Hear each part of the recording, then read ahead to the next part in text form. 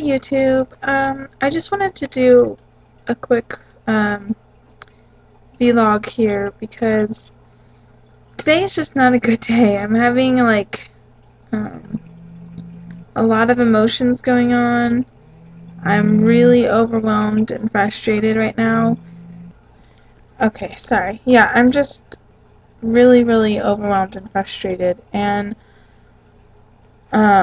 I was doing some research on the computer, and this morning I was talking with a friend on Facebook, a friend that I used to go to high school with, and I was sharing with her, how we can't really move forward with Clomid or anything because we can't afford the doctor's visits to the fertility clinic, and we can't afford ultrasounds 3 times each cycle. We can't afford trigger shots if that were needed.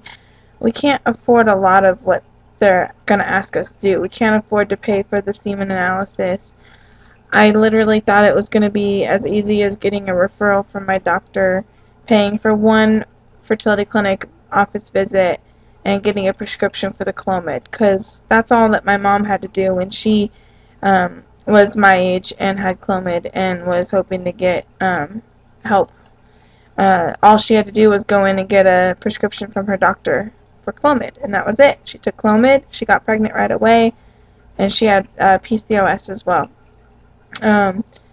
But I was doing some research, and one of my friends, when I was telling her about all that on Facebook this morning, she said that one of her friends has PCOS, and she was able to get pregnant using a natural herb, which I'm taking Vitex, and I know on the last video I had asked if anybody knew of anything else, just to let me know or give me an idea of something if you knew anything else. And this just kind of fell into my lap this morning via my friend.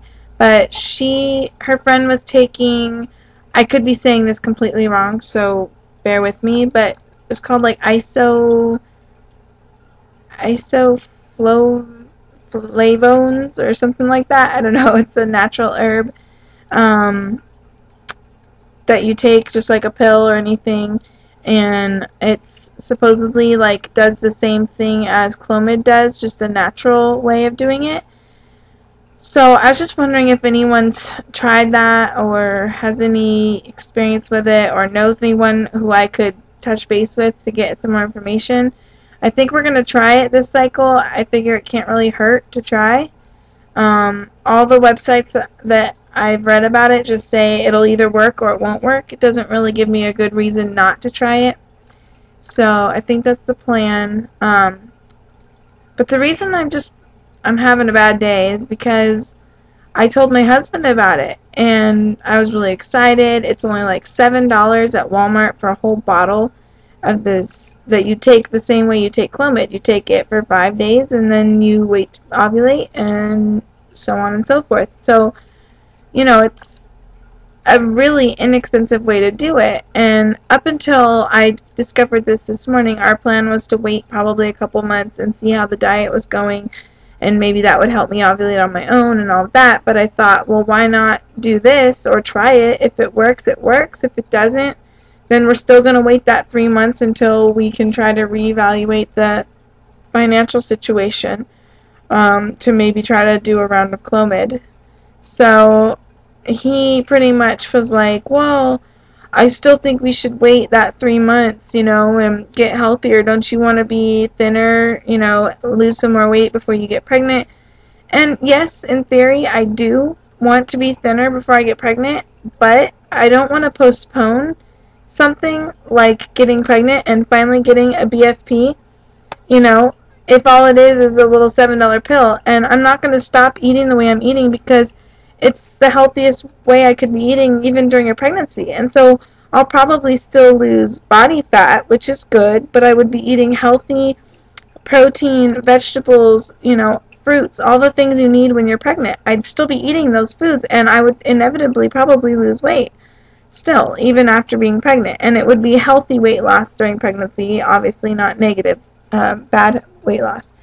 So anyways, my heart broke when he said that, because I thought we were finally at a place where it wasn't just something that I wanted. I thought it was something that we both wanted. We both were ready for, and the only reason we were putting things on hold for a little bit was because of summer and him not working over summer and me not having a lot of work right now. And now, you know, it kind of felt like he's jerking me back and forth between, yeah, let's keep trying, or no, let's not. And this isn't the first time we've had this discussion. It just, this time it was about the soy isoflavones, or whatever it's called, flavones. You know, but we had this discussion about Vitex, and then we had this discussion about Clomid, and we had this discussion about getting to the reproductive endocrinologist, and we talked about this when we finally decided to get me actual medical insurance with Kaiser. This conversation has gone back and forth, and every time he ends up saying, yes, I'm ready, yes, this is what I want, and I think we're ready to have a baby and all this stuff, and then next thing I know he's saying, I think we should wait, or I think we should wait till we're more financially prepared. And it's like, everybody around us is telling us, don't let that be your excuse. Don't let money, because you're never going to be, there's always going to be something going on in your life that's going to hold you back or make you think it could be better before we start a family. But when you're facing infertility issues, I feel like, why would you postpone any chance? I mean, it could take us 5 years to get pregnant.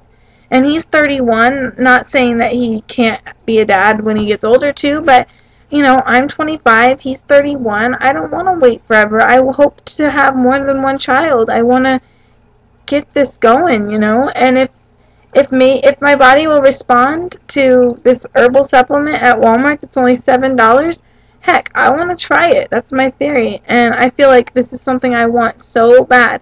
And there are so many other things going on in my life right now that I feel are just like not going well, and I have like little to no control over those things.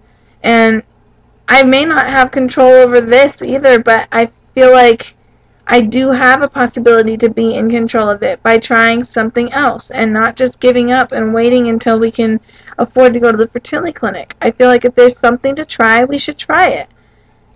And I mean, I had like a little meltdown, crying, really upset, and he tried to be like loving and compassionate towards me, and I kind of was like, you know, I don't really want to have this discussion with you right now, because now you're feeling bad, and now you're being, you know, sweet and loving, but you weren't being that way 5 minutes ago until you saw that I was crying about it and emotional, and it shouldn't have to be getting to that point. I mean, I would like to know if any of you guys have dealt with this with your husbands, you know, or partners. I just feel overwhelmed when I feel like we're not on the same page, and I feel like he doesn't want it, but yet he says he does. I mean, do you guys have these issues, or how do you deal with it, or how do you talk to your husband about things when they come up?